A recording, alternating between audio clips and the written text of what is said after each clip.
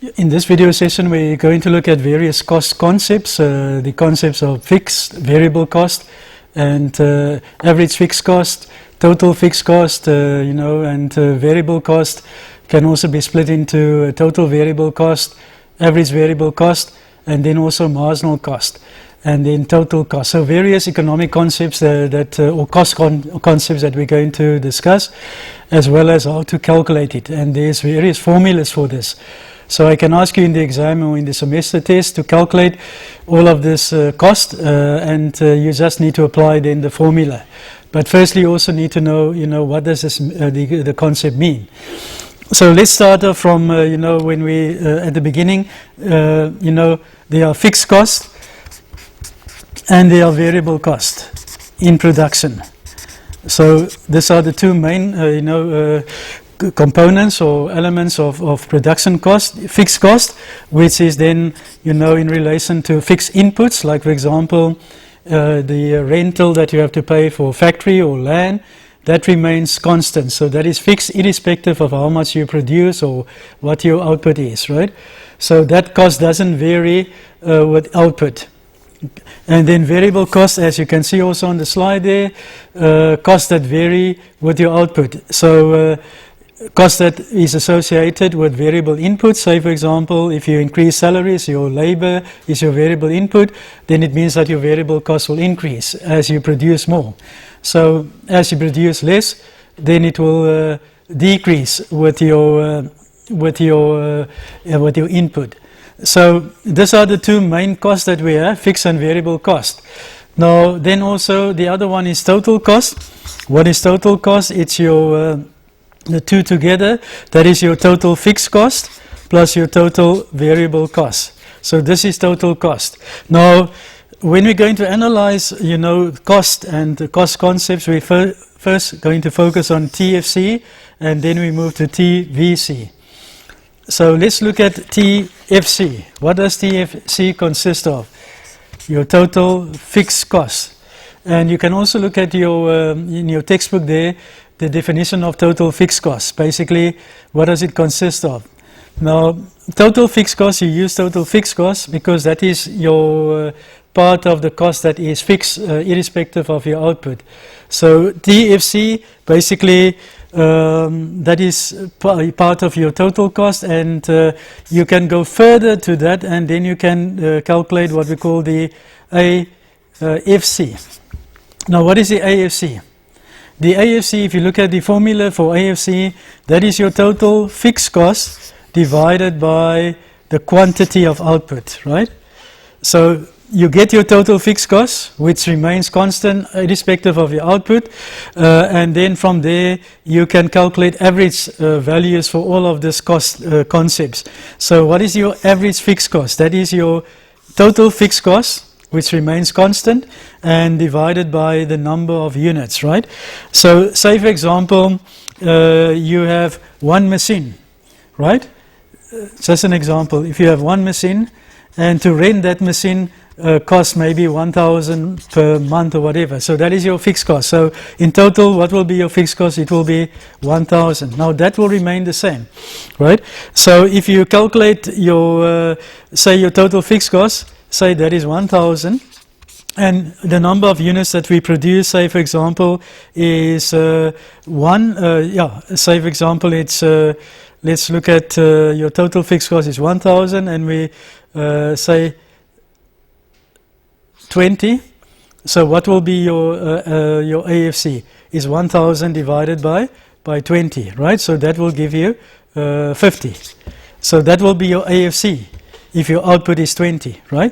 Now let's look at further example. Say for example your total fixed cost will remain the same, but what will happen with your output? Your output will increase. Say your output increase from 20 to 50. Now if you divide 1,000 divided by 50, that gives you 20. Okay, so 20 is now your AFC, where it was when you produced 20 it was 50.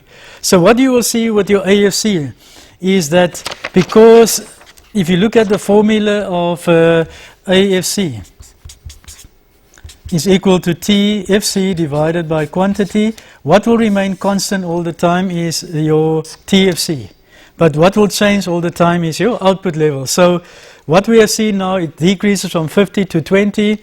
You will see as we produce more, as output increase, what will happen with your average fixed cost? It will decline. It will decline continuously, right? Although your TFC remains constant, and we can look at maybe just to explain it in terms of your curve, your TFC, this is TFC, right, and this is 0, and this is your output. Now we saw in that previous page that the TFC is 1000 for the machine, so it means that this will be your TFC curve. At 1000 it will remain the same irrespective how much you produce. If you produce Q1, Q2 or Q3, TFC will remain constant. But that is not the case with T or with AFC. What will happen with AFC? As we have seen, as you produce more, AFC will continuously decline. So that is AFC 0, that is your output. So your AFC curve will look like this, right? It will continuously decline as output increases. Okay, so this is the first one that I wanted to look at. That is your total fixed cost, and out of that your average fixed cost. Now the next one is your we also get your total variable cost. So that is the cost associated with variable inputs, right, like labor, electricity, etc., that changes as you produce more or less. So say for example your TVC, let's just take an example. You've got 3 workers and you maybe pay hypothetically 20 Rand per week or per hour. What will be your TFC? It will be 60 Rand, right? Okay, just a hypothetical figure.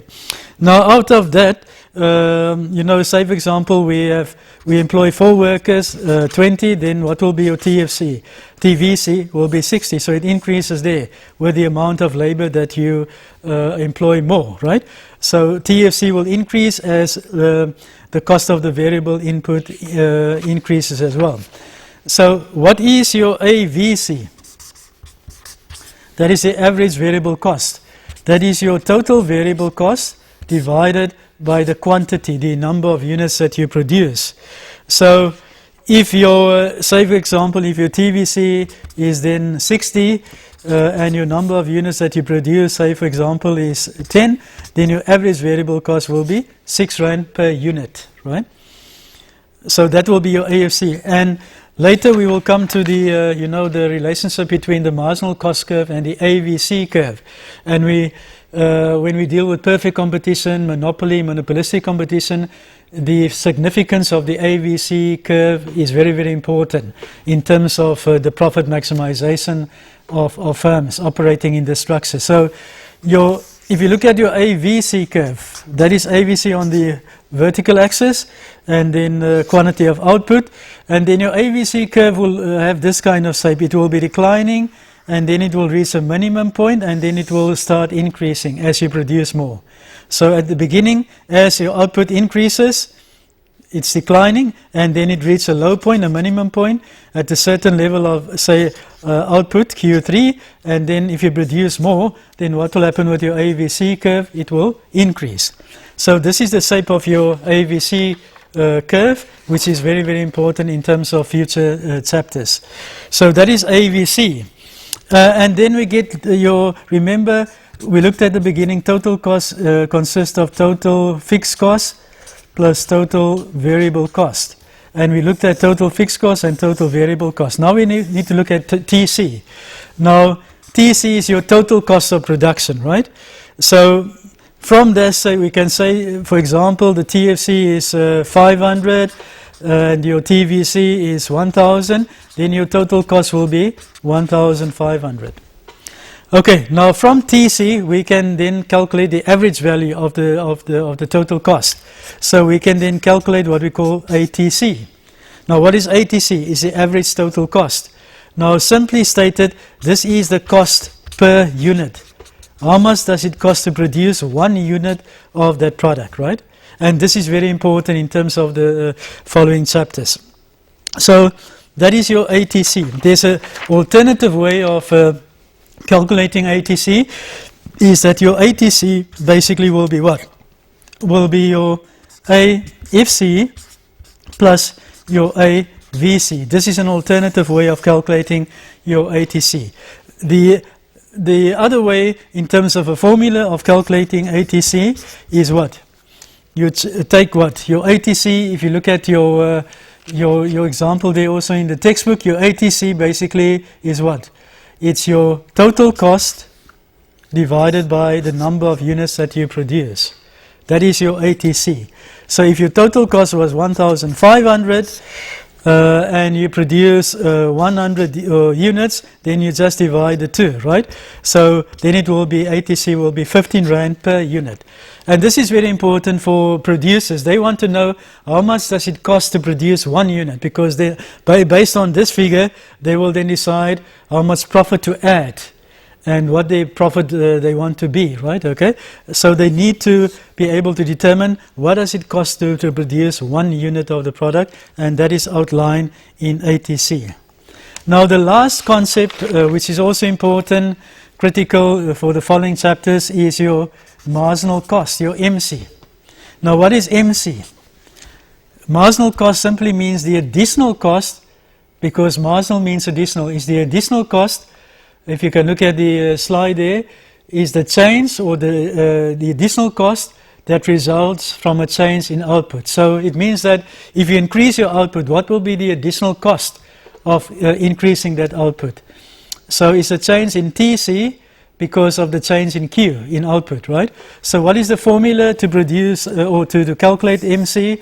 Is the change in total cost divided by the change in the number of units that you produce, right? So that is you know, how to calculate you know, MC. We can look at the, maybe if TC increases maybe from 40, just a simple example, to 45, so what will be the change in TC? From 40 to 45, so the change in TC will be what? Will be 5, right? Okay, so that is the change in TC. And if the number of units increase, say for example from 100 to 101, right? So the change in units from 100 to 101, that will give you 1, the change in quantity, and the change in TC is 5.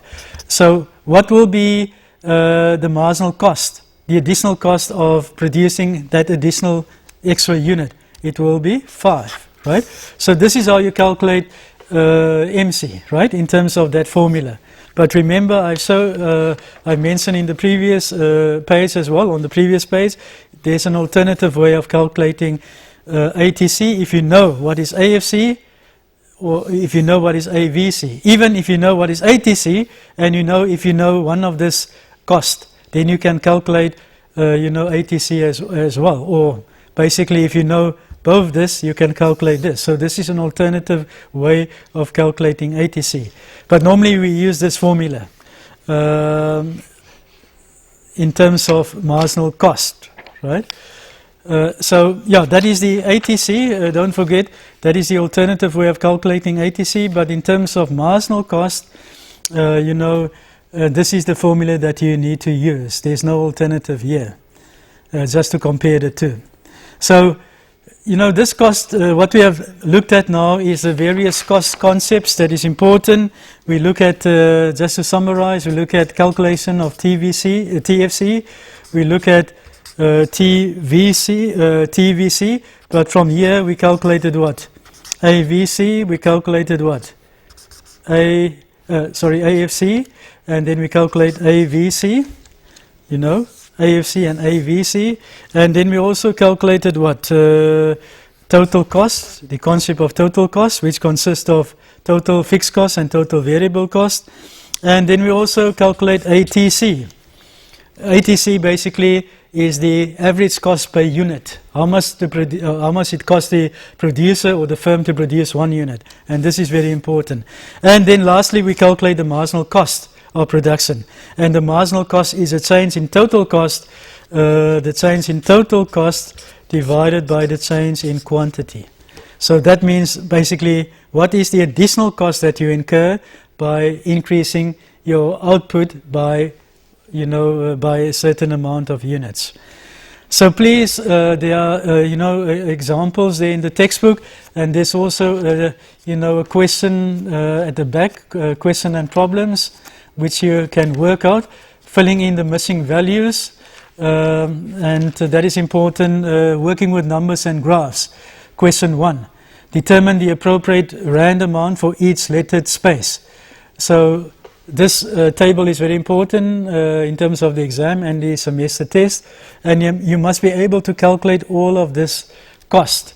So what is important is the concept, what does it mean, but also the formula to calculate this various cost.